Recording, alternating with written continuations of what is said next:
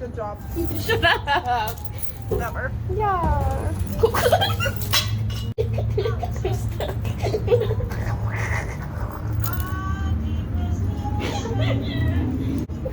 The demons have been exorcised. Wow, look at that. Don't be afraid of demons. Brand Just set them on a deals. jog. Mask. I got a knife. Ah, that's my knife! Hey! Get your own! Stop shaking people. Shank. Now that we're sitting down, I'm gonna make eye contact with myself a lot more because I can. And I give her crap because she will literally Just stare at myself. just stare at herself in the camera. And so I can't not. I've tried. I have actively tried. she was like, I can't see the camera. And I was like, you mean you can't see yourself? That's what you're saying. We also keep trying to decide if we want to censor our vlogs. I mean, I'm not gonna apologize. I'm gonna apologize a little bit. I think honestly we just do this more as like a, what's the word? A documentary for ourselves. We're not gonna My dude, are you good? They're obviously not! Jesus.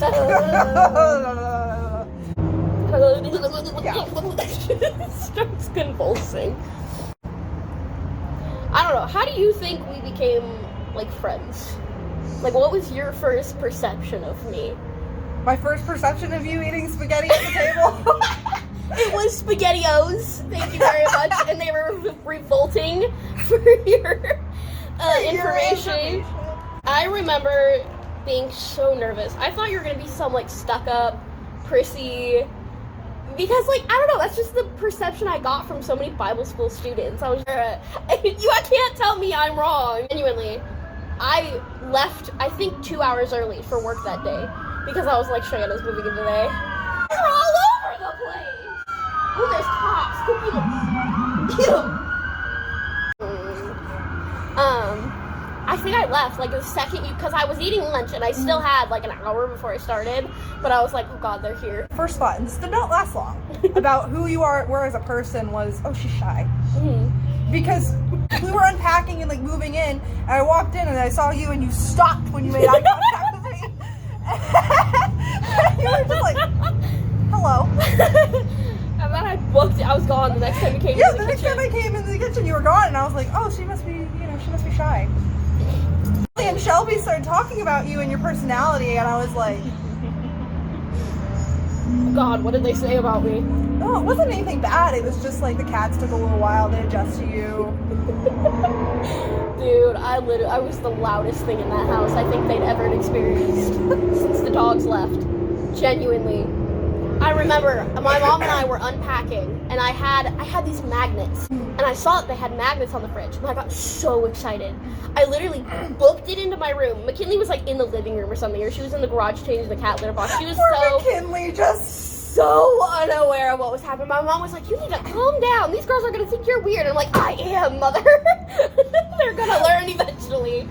they might as well know now. And so I had like 7 of these things, and I come running out into the kitchen. I stop and I look at McKinley, and I'm like, can I put these on the fridge? Holding them like a little child holding a puppy. When I started driving you to work, right, you were like, you just like came out of your bubble really quickly. The reason that I came out of my shell when you were driving me to work was out of necessity. Like, I can't handle silence. And you never played music. You would never play music when we were in the car. Yeah, I was trapping you. I was literally like, who is this psychopath? I would play music if you requested it. Mm. But you never requested it, so I was like, Dude, you know me now. I don't request things now. If I have the balls to ask for something, I'm just gonna demand it. I'm just gonna be like, we're doing this. give me the thing! We're doing this. I have the footage of me like peeking out. There was like a crack in your door, and you could just Yay. only see the Stitch poster.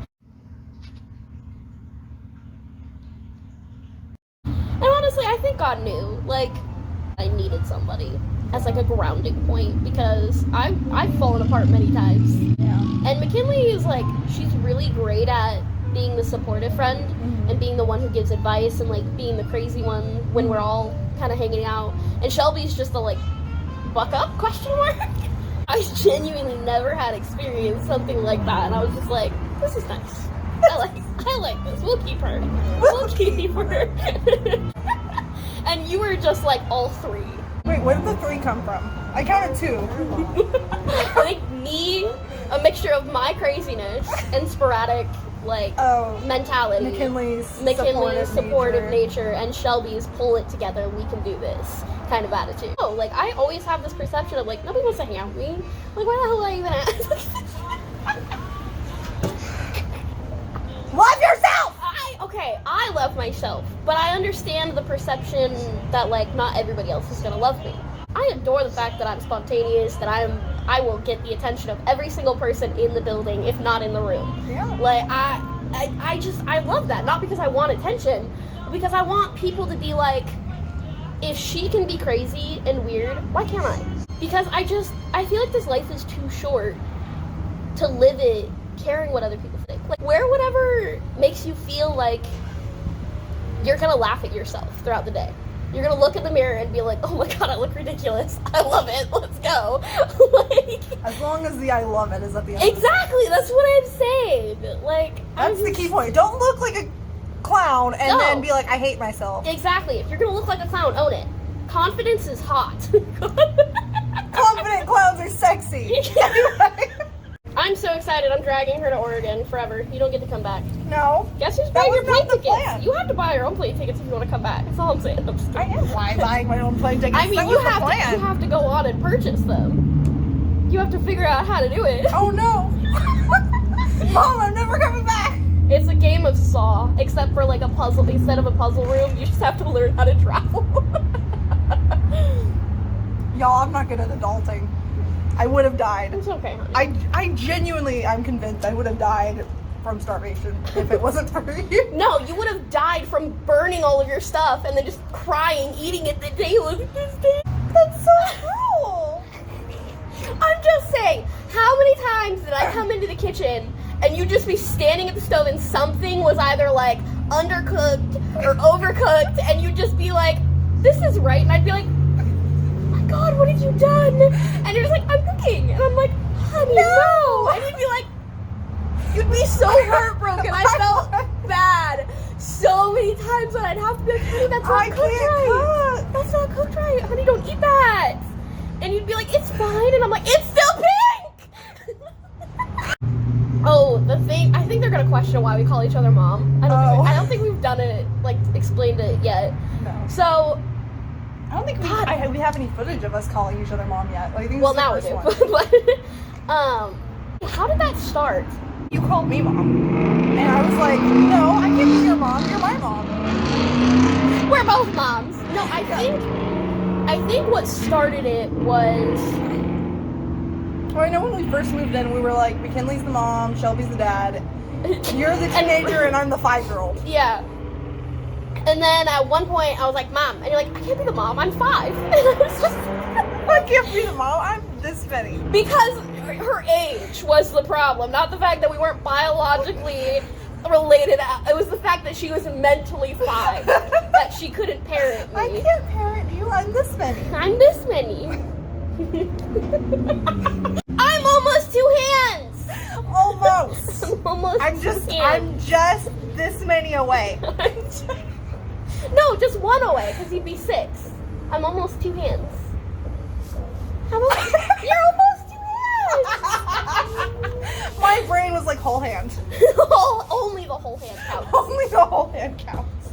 No. Where it started was at work back in Oregon. The front end supervisor, she was a mom. She was like in her 40s, I think. And all of us thought of her as mom, like mother hen of the whole Home Depot, not just the front end, but that whole store. And so we'd literally come up and be like, where's mom? Like, not where's Holly, but like, where's mom?